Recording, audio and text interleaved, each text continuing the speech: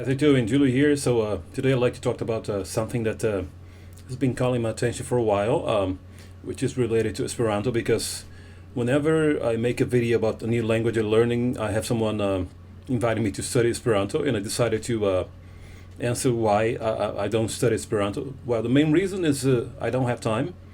Because if you guys have been following me for a while, you can see that I'm learning 18 languages, from which 12 are new languages. So for me, new languages means that I don't have even the lowest level, which is kind of a A1. Actually, 5 is starting to get to A1 level, but I can talk about that in another video. So that's the main reason. Yeah. So for those who don't know anything about Esperanto, I'd like to give a very basic background. And if I'm wrong, please feel free to correct me in the comments. And I'm not going to get into much detail because it's not about the origin or characteristics of the language, but why I don't study it. So yeah. Okay, so Esperanto is very special because it's not a natural language, which means that it's a language that's spoken and naturally evolves and things like that, like most languages in the world. But it's a constructed language. And it was constructed by Dr. Zamenhof. He was Polish. And I believe it was the language was created in 1887. And of course, it was an attempt to create a international language. In terms of speakers, which is something that really gets my attention when I learn a language, because that means the possibility of using the language. From the numbers I've seen on at least Wikipedia is a source for information from me many times. So it says that he has from 100,000 to 2 million. That's very vague. And also another thing that I take seriously is the number of native speakers, which says 2,000, 200 to 2,000. Okay, so yeah, basically it's a most successful. So it's most successful. So a constructed language, and actually, I've seen a lot of arguments that people use to try to get me to study Esperanto, and I'm gonna share some of them and say what I think about them. So, okay, let's go to the advantages of learning Esperanto. Okay, first one is they say Esperanto is easy to learn. That's very vague to me because since the basics. Oh yeah, I didn't talk about this in the characteristics of Esperanto. Esperanto is a constructed language, but its main basis is based on Slavic languages, because Zamenhof himself was Polish. So I believe there must be some Polish, Russian. He also has some Romance, so Latin languages stuff there. So it has Latin, also has Greek. I believe that the preposition for and is, they write like kai, but in modern Greek is ke, but that's a Greek word.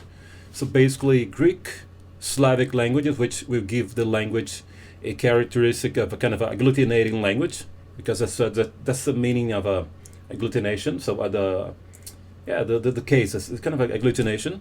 So we have an agglutinating aspect. You have the Latin language, Latin vocab. You have some Slavic thing there, Germanic too. So basically it's an European language. So if you say that Esperanto is easy, maybe for Europeans, but I wouldn't say the same for people who speak Asian languages with totally different vocab, totally different grammar. So I don't quite agree with this argument. It's easy maybe for Europeans. Okay. Okay. Two. Another advantage of learning Esperanto. Esperanto can help you learning other languages. I think it's just related to item one, because since it's basically an European-based language, it's going to help people who speak European languages, which is not going to help, for instance, if a Japanese person, maybe for a Japanese person it would be nice, because he or she wouldn't know anything about European languages, so it might be helpful for them. But for people who already speak an European language, I don't think that's much of a deal. So, but in my experience, what helped me learning other languages, for instance, I want to give an example of Japanese, for instance. It was the first Asian language that I learned. So when I learned it, what did I learn? I learned a SOV language, which means a subject-object-verb language, which is opposite of a European language, which is usually SVL. So how was that useful for me? First, let's get to also the writing system. They use Chinese characters, the so-called kanji, which means Chinese letters or letters of the Han people. So by studying Japanese, I learned characters that helped me learning Chinese, more specifically Mandarin, and the grammar helped me with Korean, and also lots of vocab. For instance, in Korean, appointment it's yakusok. In Japanese, it's yakusoku.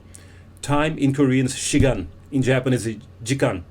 So by learning Japanese, it made it much easier for me to learn Mandarin and Chinese. That's what I call a language that will help you learn other languages. I don't see that by learning Esperanto. If I want to learn Slavic language, I think I better learn it than learn Esperanto. Speaking of which, I first learned Polish. Then when I started Russian, I felt easier to learn. And because I speak German, when I started Dutch, it got easier. And now I'm learning Swedish, and it got easier too. So that's what I consider making another language easier to learn. Okay, so 3 is a more kind of a political or argument. People say it's a neutral language, which I don't really understand. If you're saying you're neutral, you're protesting against something. You're not neutral. There's no neutrality. And I'd like to talk about, so if you want to learn a language that has no political problem or controversy, maybe you learn nothing. For instance, I'm learning Russian, but I have nothing with the... I don't believe all Russians have anything to do with the war. That's a political thing. So I once stopped learning Russian because of what they did in the past during the Soviet Union. That makes no sense to me. So if you only think about languages whose government didn't do anything, maybe I shouldn't learn Mandarin because I don't like the politics of human rights in China. So with the problem of the Uyghurs and stuff like that. But I don't want to get too political. So maybe I shouldn't learn Russian and Chinese because of the government. So that's not the point, because for me, language is a tool. Like if I learn Russian, I can speak Russian in those countries that speak Turkic language, such as Kazakhstan, Uzbekistan. They all speak Russian. Probably I could speak even in Mongolia, because until some time ago they studied Russian at school. So I don't buy that argument. So language is language and government is government. So I don't care about neutral stuff. If I like a language, I'm gonna study it, whatever. I mean, the problem is so. Okay, let's go for the disadvantages of learning Esperanto. So so there aren't many people who speak it. Actually, I didn't like the numbers. So 100,000 to 2 million, that means nothing. I like to have a more specific number. And another thing I don't like, so it doesn't have. Why do they say that there's native speakers? I heard that when I studied social linguistics back in the 90s when I finished college in Brazil. But they said that there's maybe one native speaker. But my problem is, why throw away your culture and language to speak another third language that nobody speaks? But even let's say that at the time I had a social linguistics lesson, I heard that this guy learned at home. Maybe his parents talked to him in Esperanto. That's forcing a language. That's different from natural language. And even if this guy became fluent, when he goes outside, nobody speaks Esperanto again, unless they made Esperanto village. That's the thing. So there's no country with Esperanto's official language. People say that there are from 200 to 2,000 native speakers, which I don't believe. So there aren't many people speak the language. Esperanto doesn't have any cultural background. For instance, I studied Japanese because I used to practice judo. I wanted to learn the names of the techniques. For instance, Chinese, I love Chinese because of the characters. But how about Esperanto? Oh, German. So I studied German because of German literature. I wanted to read Goethe, so Faust. How about Esperanto? What's going to motivate me to study it? So if you have something that maybe might motivate me, please leave it in the comments. And the other one is there's the risk of mixing up Esperanto in other languages, which is going to happen for me as a native speaker of a Latin language. Probably I'll put the plural mark in there from Portuguese. I could put some N's from German that I speak fluently. So, yeah. So in other words, I haven't seen any reason to study Esperanto, because if I have time to some Esperanto, there's a lot of languages I put on hold now, such as Swahili, which I want to learn because I don't know any African language. I like also to learn Xhosa, a click language. I like to learn Yoruba. So, back to what I said before about native speakers.